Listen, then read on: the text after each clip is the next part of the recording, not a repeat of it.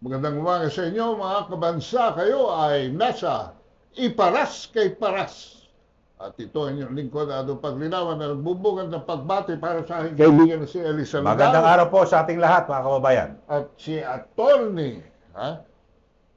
Magandang araw sa ating mga kababayan. At ang ating secretary. Magandang araw sa inyo.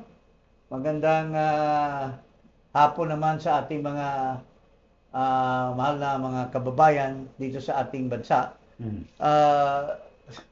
Magandang hapon paring Eli, magandang hapon paring Ado, magandang hapon ang ating lawyer na panauhin na magbibigay din sa atin ng linaw sa mga legal issues that will come this way. So, Manuelito Luna.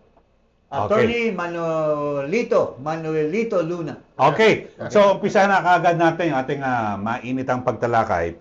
Ito ang pinakamatindi siguro. Ito, as of now, wala pa raw nakikita na pwedeng kasuhan, pero pinag-uusapan na yung mga posibleng state witness o maibaba yung kaso. Secretary Ching, ito pag-usapan natin. Ano ba ito? Binabanggit ni dating General Pakita natin Azurin, yung sinasabi ni Azurin. Sige, pakita natin. Pakita natin sandali. As of now, wala pa kami nakikita pwedeng kasuhan. Okay. Sino ba itong nilagay ni Marcos na kapalit ni Magalong? Under investigation ito doon sa 6.7 billion shabu. So, what is the credibility of this Azurin? Na mag-imbestiga sa mga corrupt, there are allegations that he is also in the same level as the corrupt flood control buhayas. Ito siya yung nagtulak noong mga kanyang tauhan na inspeksyonin yung kay Mayo na mga tinatagong shabu. 6.7 billion. So hanggang ngayon, wala pang findings niyan. At saka yung mga kanyang mga tauhan sa PIDEG ay involved. Command responsibility yan. So, he is now saying na wala pang nangyayari sa investigasyon. Napakabulok mo naman, Azurin. Bakit ka pa nilagay dyan? Unang-una, may testimony na sa Senate. Tapos yung mga testigo doon or mga resource persons or witnesses, ipinadala na sa ICI. There were already admission by Robert Bernardo, by Bryce Fernandez, by Alcantara. So ano pang ebidensyang hinahanap mo, Mr. By itself, that's already an evidence. An admission is an evidence. Tapos may mga na-freeze na accounts. May na-freeze na account. LBO, yung mga ganon, di ba? Saka ito pa, pare. meron nang sinabit na interim report ang ICI sa Ombudsman tungkol sa Mindoro flood control projects. So, anong sinasabi nitong si Azurin? Ano bang salimpusa na itong... Ewan ko ba, bakit nilagay ni... Pusa, pare. Azurin. Itong si... The name speaks for itself. Hindi man daw. Kung aso yung nag-appoint, sabi nila, ito aso rin. So, Galing mo. Hindi siya pusa. wala talaga Kasi mapapala tayo dito sa mga alipores ni Makoy Jr. Pero dito, ang matindi rito, nag-lecture pa siya tungkol sa mga anti-corruption na protesters, sa mga protesta. As if meron siyang experience sa mga ganitong mga sitwasyon, no? Kahit naging PNP chief yan, hindi naging maganda yung kanyang last few months. Kasi na-involve nga yung tauhan niya dyan sa shabu. Dapat bago ka mag-lecture sa mga protesters, mga estudyante, mga nag-express ng kanilang grievance sa gobyerno, dapat pangaralan mo na yung mga ex-PNP na kasama mo doon sa shabu. Allegedly, ikaw ang nagpa-imbestiga doon na mayroon pang dinidekwat na mga shabu. Nilagay doon sa mga kanilang kotse. Di ba, command responsibility mo yan? So, paano ka pagkatiwalaan ng taong bayan na ikaw ang investigador ng ICI? When the ICI itself is under the cloud of doubt as far as solving the crimes against crocodiles. So, nilusta yung pera ng bayan. Saka, partner, this is a grave error on his part. Kung hindi siya miyembro, special advisor lang siya eh. Oh. Bakit naglalabas siya ng mga ganyang mga pahayag? Is he authorized? Authorized spokesman ka ba? Ha? Are you Claire Castro? Are you the Claire Castro of the ICI? Na claiming to be spokesperson na hindi naman spokesperson. Ha? Ha? Pero dito, Sek, wala pang matukoy sila nakakasuhan. Pero bakit pinag-uusapan na? No. Yung ano to, yung retribution plus restitution. Oh. Sabi nga ni Senator Ping Lacson, isoli mo lang 80% ng flood control infra kickbacks 80. for shorter jail time. Pwede ba to? Ano ba 'yan? Pinag-usapan. Buwang naman kasi yan kuratong baliling senador na yan eh. Wala namang utak yan eh. Unang-una, you are encouraging people to steal. Kasi, kung magsauli lang sila, mabababa yung ano. Kung death penalty pala yan, or life imprisonment, ang ninakaw ko kagaya ni Saldi ko, allegedly, or yung kanyang kasabwat, ninakaw nila 60 billion. 80% ibabalik. Ibabalik niya yung 80%. So, Bilyonaryo pa rin. bilyonaryo pa rin at masalbar pa rin niya yung sarili niya dahil yung justice system natin pagdating sa Sandigan Bayan, ilan ang senador na kaligtas sa Sandigan Bayan na who were really according to Dilima Dayan, nag-imbestiga, foolproof daw yung ebidensya na involved sa PDAP yung mga senador na yan. Pero after so many years, nagkaayusan na siguro, or I don't know, allegedly, so ibig sabihin, kung nakulong sila, nagsauli sila ng 80, nagsauli sila ng ano, iniwan nila 80% daw isasauli. So mayroon pa paglabas nila sa ano na acquit sila or na dismiss yung kaso, yung 20%, billion pa rin. So they will be laughing their way to the bank. Yes. Ganon pa rin. So saka baka stupid yan, idea na yan. Tsaka kung baka lahat ba i-declare na lang, ba 10 billion lang ininakaw ko. Siyempre maraming itinago pa yan. Saka bandaraya mga yan. Tapos yung according to the Locaret, parang ano daw? Sino ba yun? Parang ano daw, parang persuaded daw ang isang bobo diyan sa Malacanang na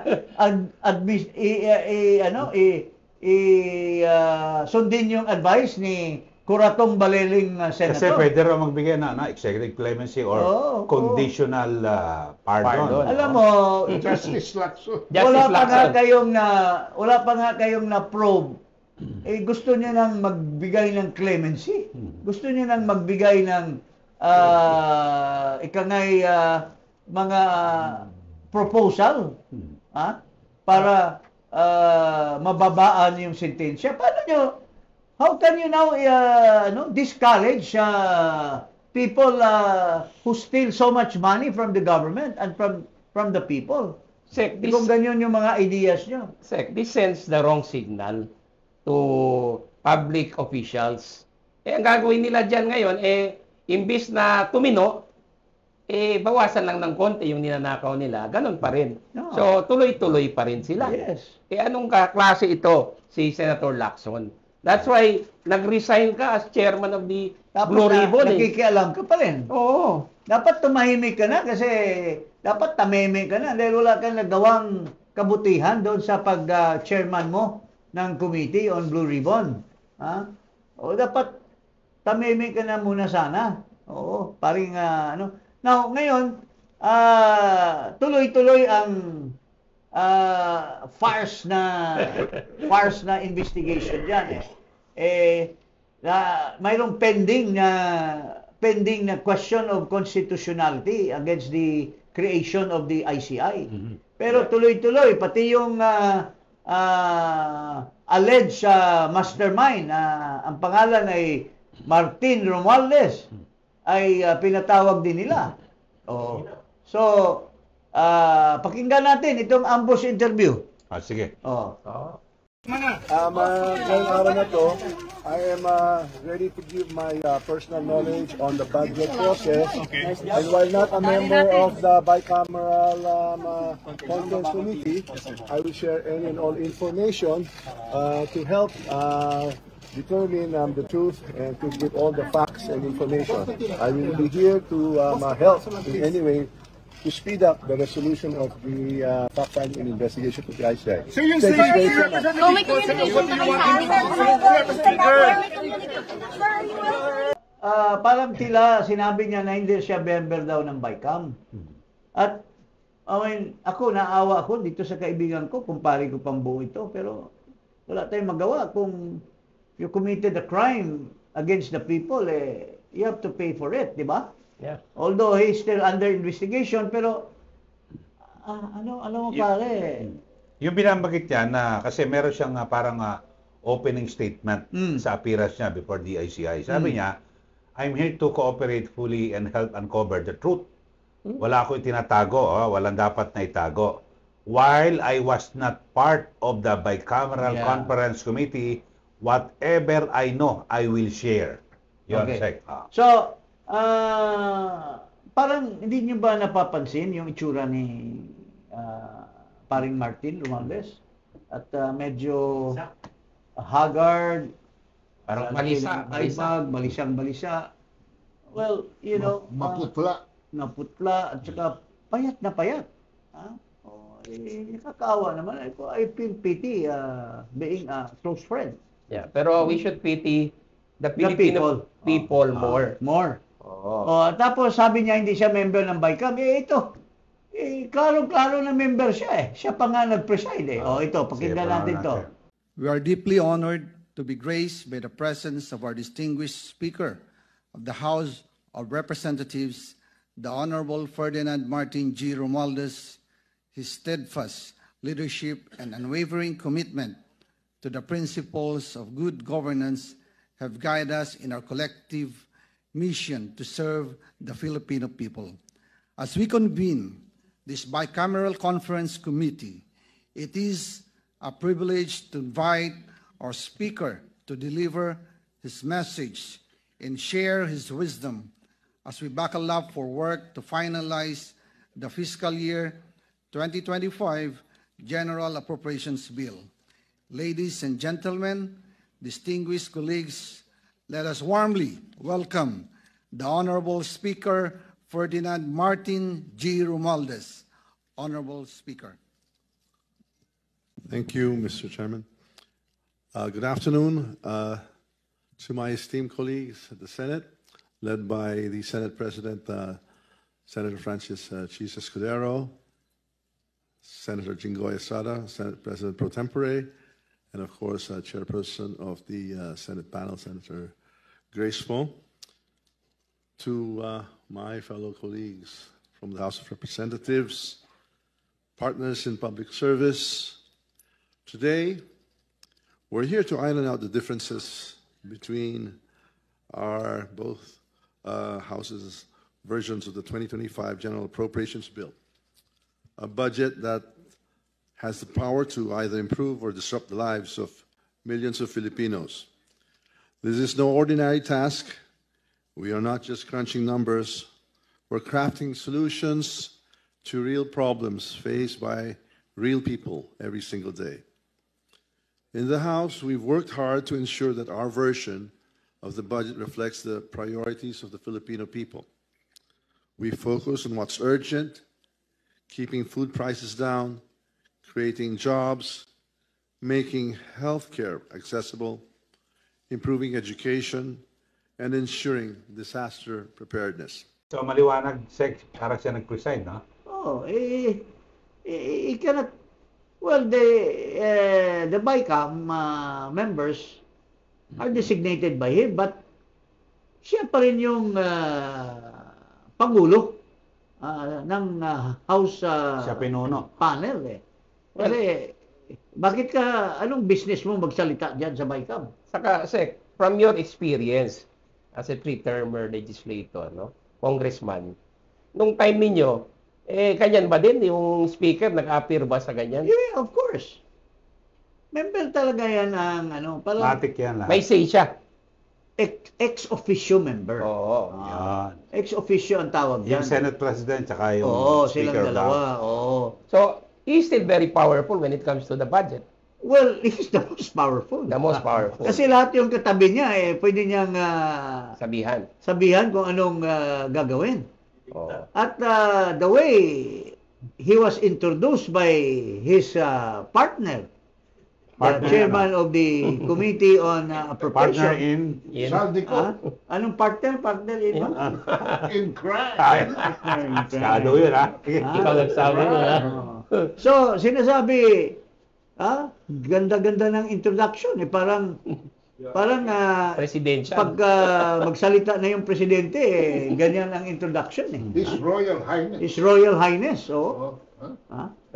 Well, he was very pert and pick and span in his delivery in the Language. BICAM. But when he was interviewed, mukhang Wala na. is there a big difference between his looks and Ano? Hindi naman ako kasali sa BICAM. I'm only the speaker. I'm not the member of the BICAM. Ang laki ng difference sa itsura sa kayong the way he talks. Wala na yung player, wala na yung finesse. Medyo balisa, medyo wala sa ayos. 'Yon ang aking naobserbahan. I don't know with you. Pero alam mo, itong ating pangyayari na nakawan ng todo-todo, umaabot na sa mga ibang bansa. Even itong mga kagaya ng tumitira kay Donald Trump, tumitira sa mga ibang itong CNN. Itong si what's his name? Cooper, Anderson Cooper. Yes, Isa sa mga very popular na tagapagsalita ng CNN ay Anchor ay mayroong sinasabi. Sige nga, parang... Anong tingin niyo dito? Is this for real or is this So, legit? hindi lang pang Pilipinas pala, no? Pambuong mundo na tayo. Pambuong mundo na tayo. Sikat na tayo. Pambuong mundo So, na pag tayo. ganyan pang buong mundo, For the wrong reason. sa pool ang ating investment. Sa poll. And we will reiterate what happened. Okay, ito. A lavish lifestyle by Philippine House Speaker Martin Romualdez have surfaced, according to Billionario News Channel. Reports say Romualdez purchased 2 private jets, a Gulfstream G150 priced at around $8 million, or about 500 million pesos, and a Gulfstream G550 worth up to $35 million, roughly 2.6 billion pesos. Both jets were reportedly bought from business tycoon Lucio Tan and are said to still be kept inside Tan's private hangar. Reports also claim he owns 2 helicopters, a Bell 429 Global Ranger valued at around $7 million, and a Eurocopter EC-145 worth about $5 million, roughly 290 million pesos. And his car collection is just as elite. Rolls-Royce Phantom, $450,000. Mercedes-Maybach S-Class, $200,000. Range Rover S Autobiography, $220,000. These vehicles, along with the jets and chopper, have fueled ongoing speculation about the speaker's luxurious lifestyle. If this is proven true in any investigation, wow, napakaluho. High flyer. Masyadong Actually, partner, ang tinatawag natin sa batas dyan ay ill-gotten. Kasi pag ang iyong na-acquire na wealth does not match or is not proportionate to your legal or declared income, it is presumed by law to be ill-gotten and therefore can be forfeited in favor of the state. Kung susundin yung yung proposal ni Ping Lacson, 80%. Hindi tama yun. Yung isang jet, maiwan pa sa kanya. At saka yung isang Cadillac, ano ba yun? Rolls-Royce. Hindi ganyan ang pag-compute niyan. Lacson doesn't know anything about it. Kaya hindi siya dapat, Secretary Jing, hindi dapat siya nagsasalita he's not a lawyer. Second, he's no longer the chairman of the Senate Blue Ribbon Committee. Anong personality niya magsalita? At maganda sana kung tama, mali eh. Oh, At saka, kung bobo yung nagsalita, ang pinaringgan din niya para aksyonan, mas bobo, talagang bunch of, Bobos. Nincompoop. alam mo, sinasabi niya, ill-gotten wealth. Pero ito, tinatawag ng ostentatious display of Grabe, wealth. no? Of Talagang wealth. matindi. Matindi. While the people are suffering from the flood, suffering from Earthquake. poverty, and everything, Volcanic. i-compare mo, masyado naman walang puso at diwa. Ha? Balita ko pa, mayroon pa yata isang jet yan na binili sa isang congressman dati, or congressman na naman uli, na Muslim from Sulu. Ha? Ito, billion din siguro yan, or hundreds of billions din yung brand new pa na aeroplano na yan. Sa TikTok, may lumabas yung dalawa niyang anak. Graduate doon sa isang eskwela na 6 million pesos Nepo. bawat isa. Nepo. Itong mga nepo. Ang tuition Anak fee. Anak ni... Speaker. Nagdo-donate nga yan sa ano? $2 billion, Sa- 200, 2 million. $2 million sa Harvard. Ah. Wow! Wala. Kayang-kaya, papaaral. Pero, Sec Ching, attorney, Yeah. yung binabanggit naman dito, paano raw, mukhang pinalulutang na maging state witness. Pwede ba yun? Well, Kasi nagdodonate. sa akin lang Sec Jing, and sa inyong dalawa, Eli and Ado, parang premature. Kasi siya sabi ni Hasorin wala pa silang masyadong basihan. How come meron na itong proposal na Pakita mo nga to kung anong Yan, Yun na. Palace. DOJ to decide if Romualdez can be state witness on flood control. How can you be Abogado yung Claire Castro. state witness when you have not been charged for any criminal offense yet? Yeah. Tsaka di pa nalaman kung gaano kalawak yung kanyang Oo. partisipasyon. Yeah. Bobo Criminal, talaga di ba? itong Lucaret dyan sa mga... Kaya siguro, Sec, Kakahiya ka talaga, Lucaret. in-advance nila yan, baka tinitimpla na nila Laying yung... the ground. Laying Laying the the ground. ground. Kasi, Testing the alam mo, water. Nagtatanim. kasi alam mo, Tinitimpla ng kape. kung tutuusin talaga, paano naman nangyari itong kalokohan dito sa budget? And even Frank Drilon and so many other people are saying that it is the most corrupt budget. Paano na nalatag yan kung it is the most corrupt? Siyempre, kung siya ang naglatag sa House, si Cheese na ang naglatag sa Senate, at tagpo nila at binigay nila dito sa isang bobo na nakaupo diyan sa palasyo at walang aral-aral, pinirmahan. So, tapos mayroong mga allegations na ang pera napunta doon sa Aguado, kanino ba yung pera na yan? So, if by any chance, ma-indict ito si Speaker, gawing state witness. Nakatakot, makaituro niya yung isang Pinaka-mastermind. So, sino na mastermind? Yung pamangkin. Yung pamangkin o yung pigsad?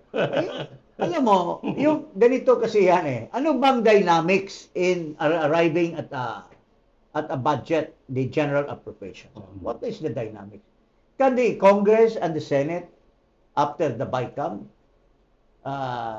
can they approve an Appropriations Act? Wala. All their efforts is nothing if it is not approved and signed into law by this President. sino yan? By the Bangag President. By the Bangag President. So actually, partner, ang bills na yan will be for nothing kung hindi pipirmahan. Yeah. Di ba? So, ibig sabihin, bago kung matalino si Chis or matalino si Martin, Siyempre, they cannot predict what the president will do. All their efforts will go to naught. Kung pagdating sa ibalibag lang kung matino yung pipirma.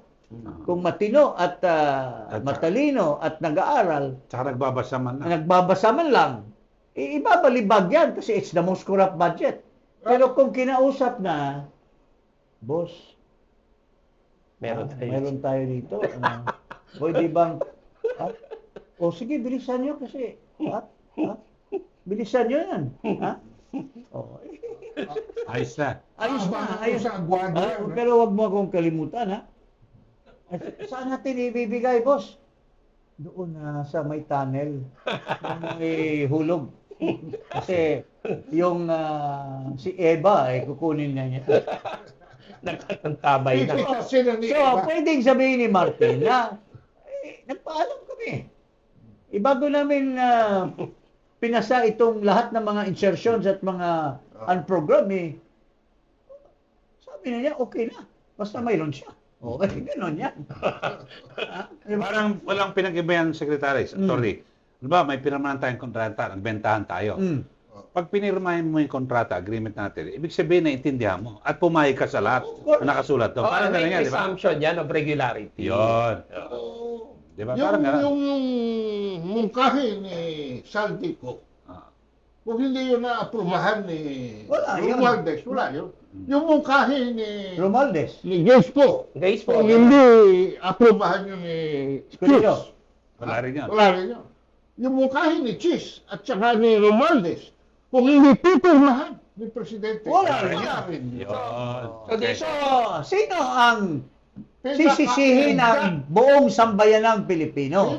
Sino ang pinakabobo at pinakastupido na pumirma ng isang budget na hindi man lang tiningnan? Unless, ngayong sinasabi ko, na ayos na ang buto-buto. Kaya pirma na kaagad, maski hindi binabasa. So, sinong mastermind? Kayo, sino bang mastermind? Ikaw, Kado. Ha? Sino? Sige Yung ba? bangag. Your guess is Sige. as good as mine. Okay na. Okay. Okay. Yun, ha? Okay. So, mga taong bayan, mga mahal, mga sundalo, mga pulis, alam nyo na kung sinong sisihin sa ating kalagayan ngayon na ninanakawan tayong bilyon-bilyon. In broad daylight. Trillion in broad daylight. Robbery in broad daylight by the magic pen of di Bangag. Di Bangag. Sige. Anak na Okay. weteng. Sige. Paglinawan ninyo ang inyong kaisipan at huwag kalimutang mag-subscribe dito. So, sino yung dalawang aso? Meow, meow! Aso rin. Okay. Huwag kalimutan mag-subscribe dito sa Iparas kay Paras at i-click ang notification bell. Maraming salamat. Maraming salamat po. Magandang hapon po. Yeah.